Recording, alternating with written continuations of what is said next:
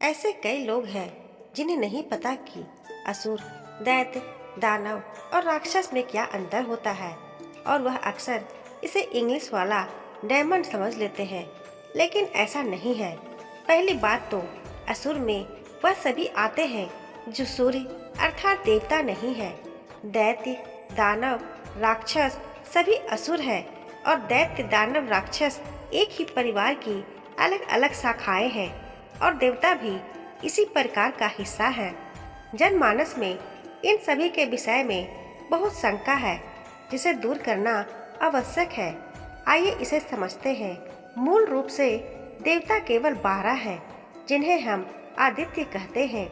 महर्षि कश्यप और दक्ष पुत्री अदिति के गर्भ से 12 पुत्रों का जन्म हुआ था जो आदित्य अथवा देवता कहलाते हैं। ये सभी सम्मिलित रूप से सूर्य कहलाते हैं। तो इस प्रकार जो सूर्य अर्थात देवता नहीं है वो दैत्य, दानव एवं राक्षस को भी हम असुर कह सकते हैं।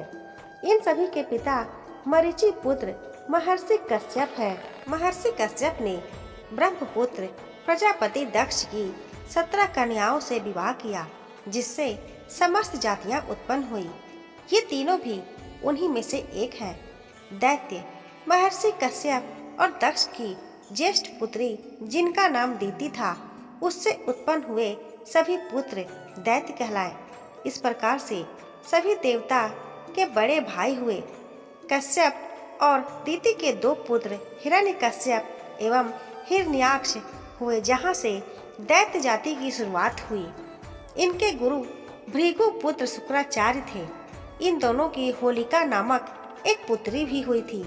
हिरण्याक्ष का वध भगवान वाराह ने किया। हिरण्याक्ष का पुत्र ही कालनेमी था जिसने द्वापर तक श्री हरि के सभी अवतारों से बदला लिया और हर बार भगवान श्री हरि के हाथों मारा गया। बड़े भाई हिरण्यकशिपु से के सबसे छोटे पुत्र प्रहलाद थे जिनके बारे में आप सभी अवश्य जानते होंगे, जो एक महान विष्णु भक्त हुए। उन्हीं को मारने के प्रयास में होलिका स्वयं जलकर भस्म हो गई। होलिका का पुत्र स्वभानु तथा जिसे आज भी हम राहु केतु के नाम से जानते हैं, अंत में अपने परम भक्त प्रहलाद की रक्षा हेतु भगवान श्री हरि ने नारायण ने नरसिंह रूप लिया था और हिरण्यकश्यप का वध कर दिया। प्रहलाद के पुत्र विरोचन हुए और विरोचन के पुत्र दैत्यराज बलि हुए थे। इन्हीं बलि को भगवान श्री हरि नारायण ने 52 रूप लेकर पराभूत किया और पाताल का राज दे दिया। इन बलि के पुत्र महापराक्रमी वान हुए जो महान शिव भक्त हुए। कालांतर में इन्हें श्री कृष्ण ने परास्त किया और इनकी पुत्री उषा से श्री कृष्ण के पौत्र अनिरुद्ध से इनकी शादी हुई। बलि की बहन वज्रज्वाला की शादी रावण के भाई कुंभकर्ण से हुई। इनके कुल का भी अनंत विस्तार हुआ।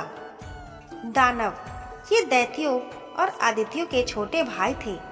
इनकी उत्पत्ति महर्षि कश्यप और दक्ष पुत्री दनु से हुई। ये आकार में सर्वाधिक बड़े होते थे और बहुत बर्बर माने जाते थे। पहली पीढ़ी के दानवों में विपरिचित प्रमुख है जो होलिका का पति था।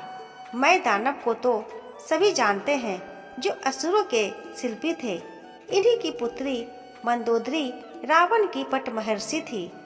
कालिकेय कुल में जन्मा विद्युत जीव ही रावण की बहन शूर्पणखा का पति था। बाद में रावण ने युद्ध में उसका वध कर दिया और शूर्पणखा को दंड कवन का राज्य प्रदान किया। दानवों में वृषपर्वा नाम की भी बहुत प्रसिद्ध है जो ययाति की दूसरी पत्नी शर्मिष्ठा के पिता थे। राक्षस ये सभी असुरों में सबसे सुसंस्कृत और अति विद्वान माने जाते हैं। इनकी उत्पत्ति की 2 कथा काफी प्रचलित है। एक कथा के अनुसार महर्षि कश्यप और दक्ष पुत्री सुरसा के पुत्र ही राक्षस कहलाए। हालांकि राक्षसों की उत्पत्ति की दूसरी कथा है अधिक मान्य है, जिसके अनुसार ब्रह्मा जी के क्रोध से हेती और प्रहेति नामक 2 असुरों का जन्म हुआ और वहीं से राक्षस वंश की शुरुआत हुई। प्रहेति तपस्वी बन गया और हेति ने यमराज की बहन भया से विवाह किया, जिससे उसे विद्युत केश नामक पुत्र हुआ।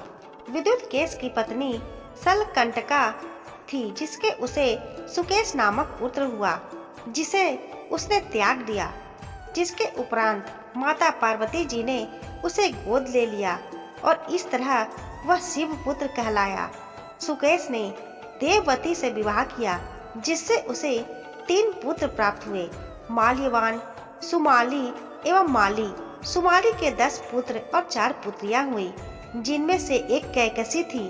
कैकसी ने ब्रह्मा के पौत्र और महर्षि पुलस्त्य के पुत्र विसर्वा से विवाह किया, जिससे रावण, कुंभकर्ण और विभीषण पैदा हुए।